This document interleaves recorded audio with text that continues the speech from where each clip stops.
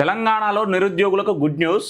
7437 ఉద్యోగాలకు నోటిఫికేషన్. ఇది అసలు ఎట్లా గుడ్ న్యూస్ అవుతుందో అర్థం కాదు. 6 గ్యారంటీలల్లో ఒక ముఖ్యమైన హామీ ఏమిచ్చారంటే రేవంత్ రెడ్డి అయినా కాంగ్రెస్ ప్రభుత్వం అయినా ఒక్క సంవత్సరంలోనే అధికారంలోకి వచ్చిన ఒక్క సంవత్సరంలోనే 2 లక్షల ఉద్యోగాలు కల్పిస్తామని చెప్పి ఈ రోజు నిరుద్యోగులని మోసం చేసిన ప్రభుత్వం రేవంత్ సర్కార్. కానీ ఈ రోజు 7437 ఉద్యోగాలు కేటాయించి దానికి సంబంధించిన నోటిఫికేషన్ విడుదల చేసి మేమేదో ఘనకార్యం చేస్తున్నామని రేవంత్ సర్కార్ సంబరాలు చేసుకుంటుంది, ఆనందపడుతుంది. కానీ రేవంత్ ఒకసారి అశోక్ నగర్ కో లేకపోతే దిల్సుఖ్ నగర్ కో పోయి పోలీస్ ఉద్యోగాల కోసం, బ్యాంక్ ఉద్యోగాల కోసం, ప్రభుత్వ ఉద్యోగాల కోసం ప్రిపేర్ అవుతున్న నిరుద్యోగులని పలకరిస్తే తెలుస్తుంది వాళ్ళు ఎంత బాధపడుతుంది. ఒక్కొక్కరికి 28 సంవత్సరాలు 30 సంవత్సరాలు వచ్చినా కూడా ఉపాధి అవకాశాలు దొరక్క, ఉద్యోగం లేక తల్లడిల్లుతురు.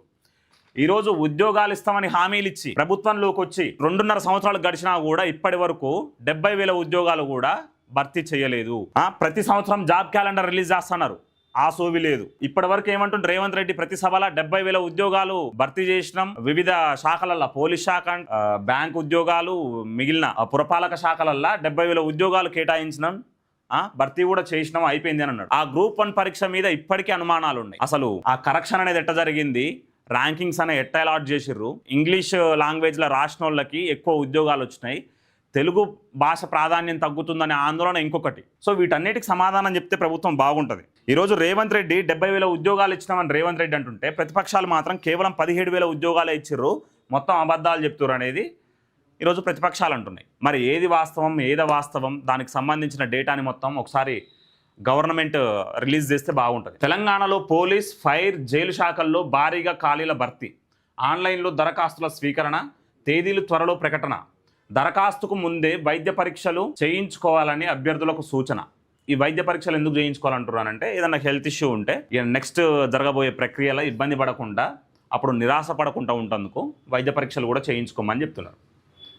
తెలంగాణలోని నిరుద్యోగ యువతకు రాష్ట్ర ప్రభుత్వం తీపి కబురు అందించింది. రాష్ట్రంలోని వివిధ ప్రభుత్వ శాఖల్లో ఖాళీగా ఉన్న 7,437 పోస్టుల భర్తీకి తెలంగాణ రాష్ట్ర స్థాయి పోలీస్ నియామక మండలి బుధవారం 4 వేరువేరు నోటిఫికేషన్లను జారీ చేసింది.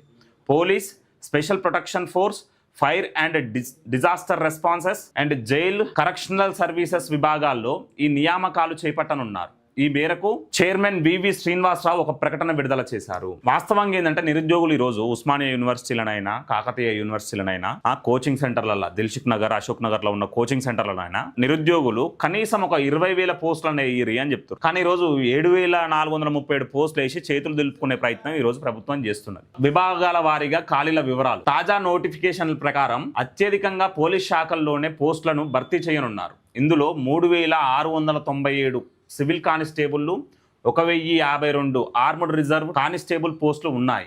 వీటితో పాటు 148 సివిల్ సబ్ ఇన్స్పెక్టర్లు, 14 రిజర్వ్ ఎస్ఐ. సో ఈ డిఫరెంట్ శాఖలు అన్నమాట. AR, TGPS, SARCPL, 23 assistant SI, FPB, 24 police కానిస్టేబుల్లు, 20 police constable driver, police constable mechanic, PTO పోస్టులను కూడా భర్తీ చేయనున్నారు. మొత్తం ఇక అన్ని కలిపి 7,437 పోస్టులని భర్తీ చేయనున్నారని చెప్తున్నది. కానీ ఈరోజు విద్యార్థులు ప్రభుత్వం, కాంగ్రెస్ ప్రభుత్వం వస్తే ఏదో జరుగుతుంది అనుకున్నారు. ఎట్లాగైతే భారత రాష్ట్ర సమితి ప్రభుత్వం విద్యార్థులకు అన్యాయం చేసిందో, నిరుద్యోగులకు అన్యాయం చేసిందో, ఈరోజు కాంగ్రెస్ ప్రభుత్వం కూడా అన్యాయం చేస్తూనే ఉంది. ఈరోజు ప్రభుత్వంలో మార్పులు అవసరం. ఈ ప్రభుత్వాన్ని 45 నుంచి 50 సంవత్సరాల పాటు చూసిండ్రు. ఇక రాష్ట్ర స్థాయిలో అయితే ఇంకెక్కువ కాలమే చూసిర్రు. 1982లో ఎన్టీఆర్ పార్టీ పెట్టేంత వరకు ఆల్టర్నేటివ్ శక్తి లేదు రాష్ట్రంలో. సో అన్ని అవకాశాలు ఇచ్చిర్రు, అయినా కూడా మార్పులు రావట్లేవు. ఈరోజు శాశ్వతంగా రేవంత్ రెడ్డి బొందబెట్టే ప్రయత్నం చేస్తున్నాడు కాంగ్రెస్ పార్టీని. ఏ నిరుద్యోగస్తులు, ఏ ఉస్మానియా విద్యార్థులు, ఏ కాకతీయ విద్యార్థులు అయితే కాంగ్రెస్కి ఓట్లేమని ఊరు తిరిగి ప్రచారం చేసిర్రో, అదే విద్యార్థులు రేపు 2028 డిసెంబర్లో మిమ్మల్ని బొంద పెడతారు.